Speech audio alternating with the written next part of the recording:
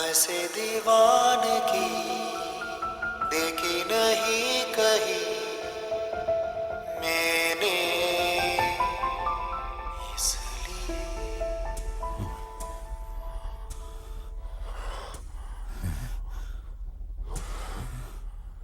मेरा नाम रख दिया।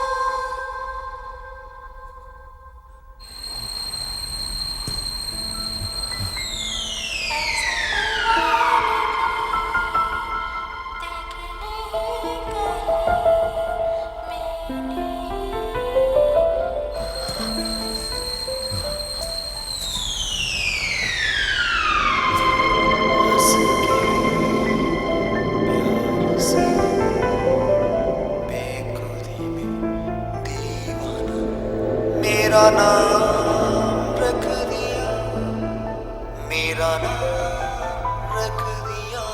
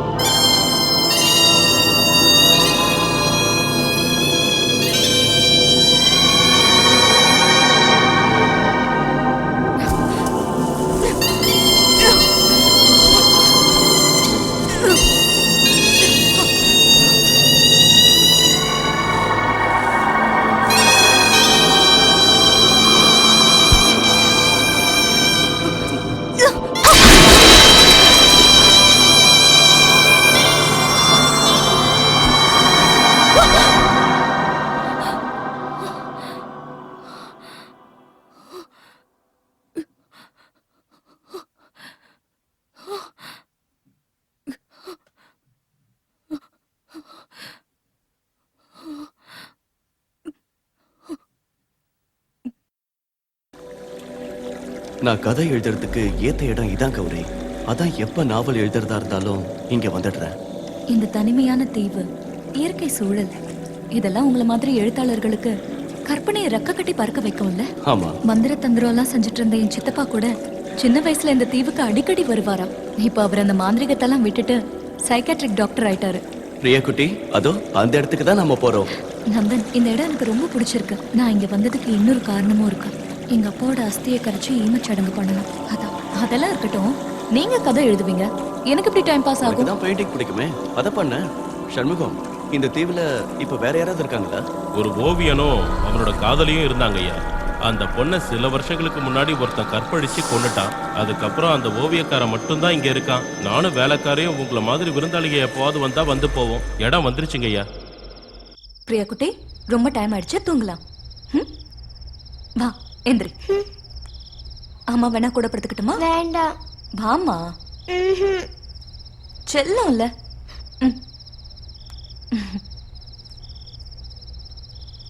வா.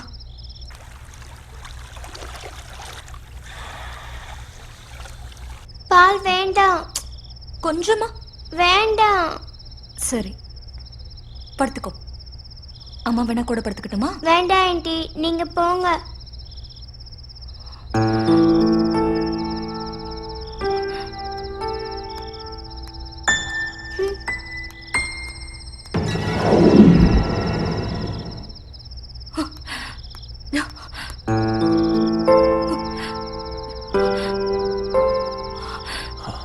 பிரியா இன்னும் ஒண்ணு அம்மாவை ஏத்துக்கல.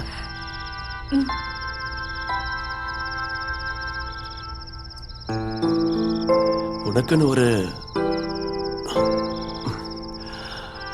குழந்தை வேணும்னு ஆசையா இருக்கா?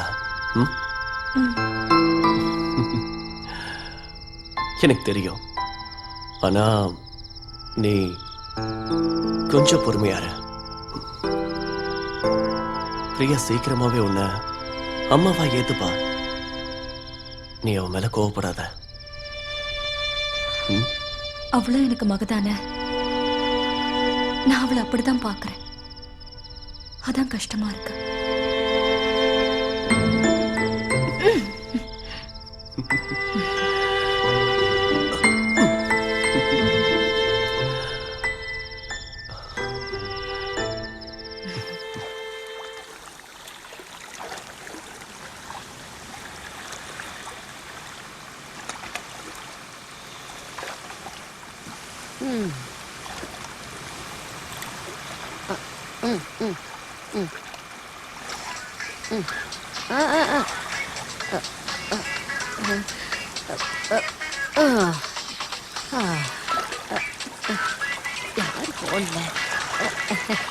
ஹலோ, ஹாய் குட்டி. நாம ரெண்டு பேரும் முதலா சந்திக்கும் போது குட்டி எனக்காக என்ன gift தர போற? அதுவா, என்ன உன்னோட பைக்ல பின்னால உட்கார வச்சுக்கிட்டு இந்த சிட்டி முழுக்க சுத்தி வரணும். அப்புறம் அப்புறம் என்னை கட்டி பிடிச்சி ஒரு உம்மா கொடுக்கணும். இன்னொரு கால் வருது. அது ஆபீஸ்ல இருந்து கூப்பிடுறாங்க. உன்னை நான் அப்புறம் கூப்பிடுறேன். ஹாய் மனோ, நேத்து நீ ஏன் எனக்கு போன் பண்ணவே இல்ல? உன்னோட குரலை கேட்காம எனக்கு நேத்து தூக்கமே வரல தெரியுமா? இனிமே நீ தினமும் எனக்கு போன் பண்ணணும். உம்மா உம்மா. பாய். ஹலோ. இன்னொரு போனா? ஹலோ.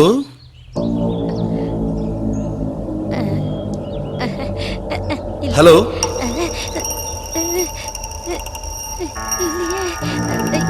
யாரு கூப்பிட்டது? யாரும் இல்ல, மனப்பிராந்தி தான். ஹலோ.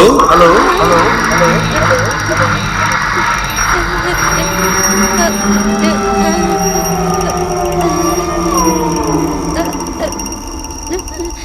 யாரையும் காணோம்.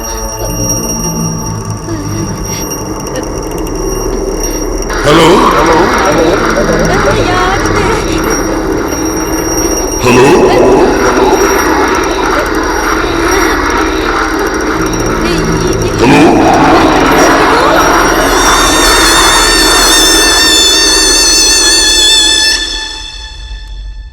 பிரியா, பிரியா, பிரியா.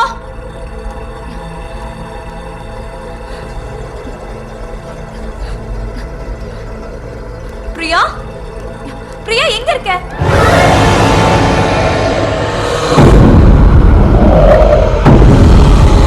பிரியா, பிரியா,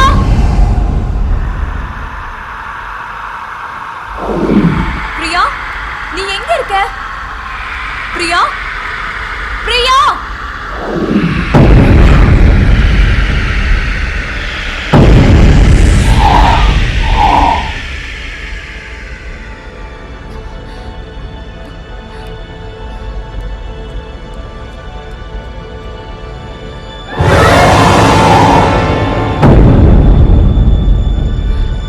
பிரியா,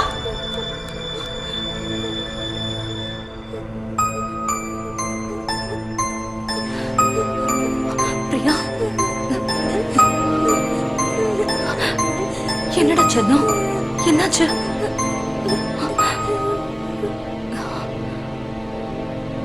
பிரியா. கௌரி, பிரெட்டோட ஆம்லெட் சேர்த்து சாப்பிட்டா ரொம்ப நல்லா இருக்கும். முட்டை நான்வெஜ் இல்ல, வேணும்னா ட்ரை பண்ணி பாரு. எனக்கு ஒண்ணு வேண்டாம். சரி விடு. நந்தா, கேளுங்க. பிரியா, நேத்து ராத்திரி நீ ஏன் தனியா வெளியே போன? நானா? இல்லப்பா, நான் ஒரு அழகான கனவு கண்டு நல்லா தூங்கிட்டேன். வர வர உனக்கு என்னாச்சு? கற்பனை அதிகமா கொட்டுது. ஒன்னு செய்வோமா? நான் எழுதுறத நிறுத்திடுறேன். அடுத்த நாவல் நீ எழுது. சும்மா கிண்டல் பண்ணாதீங்க. உங்களுக்கு எல்லாமே விளையாட்டு தான். ஒருவேளை எனக்கு அப்படி தோணி இருக்கும். ம் ஆ, நான் மறுபடியும் ரூம்ல வந்து பார்த்தப்பதான் அவ அங்க நின்னுட்டு இருந்தா. ம். நீயும் குழம்பி மத்தவங்களையும் குழப்பாத.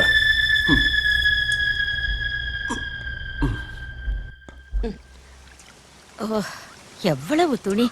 ச்சே. ம். என்ன குழந்தை துணி நாறுது. இவ்வளவு பெரிய பொண்ணாயும் பெட்டை ஈரம் பண்ற போல இருக்குதே.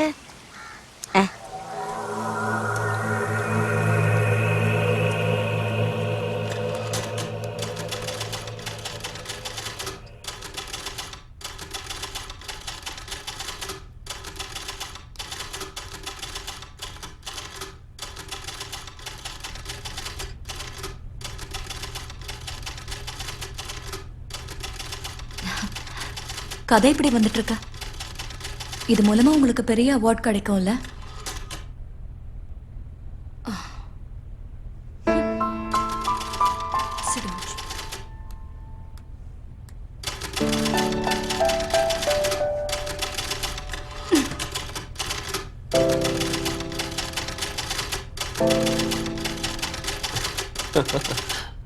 கிடைக்கணும்.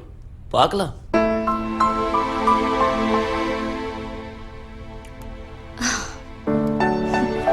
எனக்கு கிச்சன்ல கொஞ்சம் வேலை இருக்கு. ம் அப்பாவும் பொண்ணும் வெட்டுன்னு வெட்டுறதுக்கு நான் போய் ஃபிஷ் ஃப்ரையை ரெடி பண்ணணும். பிரியா எங்க? அவ கீழே விளையாடுறா. ஓ, அது என்னவோ அவளுக்கு மரமோ கல்லோ போதும், மனுஷங்களே தேவையில்லை. அவதான் உங்க பொண்ணாச்சே.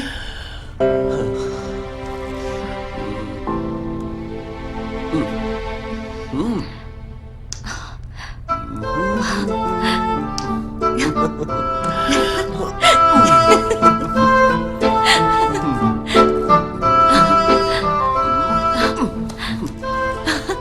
என் செல்லம், கொஞ்சத்துக்கு இப்ப டைம் இல்ல, எனக்கு கொஞ்சம் வேலை இருக்கு. பாய்.